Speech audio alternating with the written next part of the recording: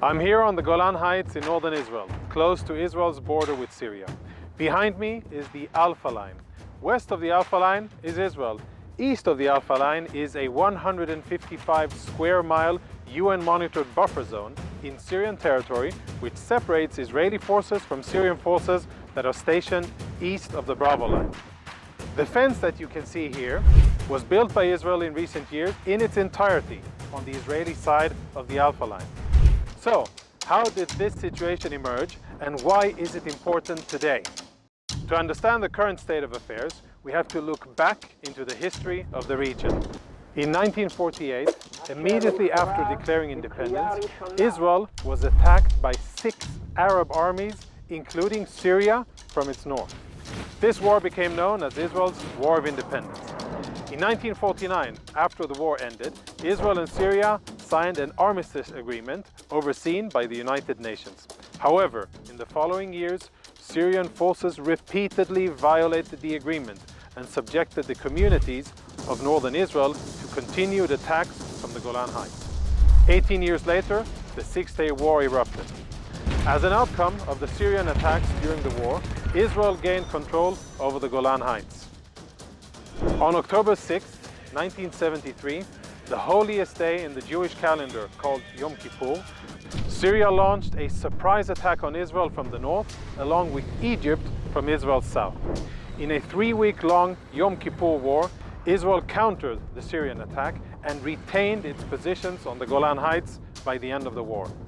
In the aftermath of the war, the United States and the Soviet Union brokered an Israeli-Syrian agreement on disengagement. The agreement was then adopted by the UN Security Council under Resolution 350. This established the Alpha Line, which separated between Israeli and Syrian territory, and a UN-monitored buffer zone between Alpha and Bravo lines separating both of our military forces. The demilitarized zone and the limitation zone are supervised by a UN disengagement observer force called UNDOF, which is mandated to ensure that no military personnel or munitions enter that specific area. But in recent years, Iranian-led terror activity inside Syria has posed an increased threat to Israel's security and to the stability of the agreement of disengagement. Since the outbreak of the war in Syria in 2011, Iran has attempted to entrench itself and its proxies, including the Lebanese terror group Hezbollah in southern Syria, close to Israel's border.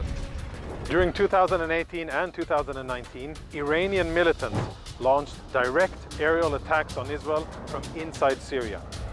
The IDF thwarted an attack on Israel from the buffer zone in the Syrian Golan Heights. And more recently, the IDF thwarted an attempt by 4 terrorists to place an improvised explosive device near the Alpha Line against Israel.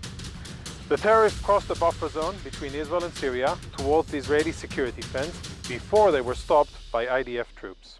These incidents constitute severe violations of the agreement on disengagement. UNDOF should ensure Syria refrains from stationing forces and munitions inside the demilitarized zone and that they remain entirely behind the Bravo Line.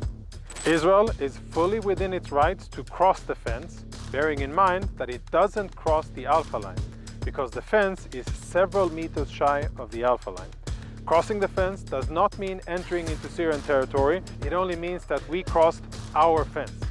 The IDF will continue to defend Israeli sovereignty in northern Israel and will not hesitate to respond to any attack from inside Syria, whether it's from Syrian forces, Hezbollah terror operatives, or Iranian militias.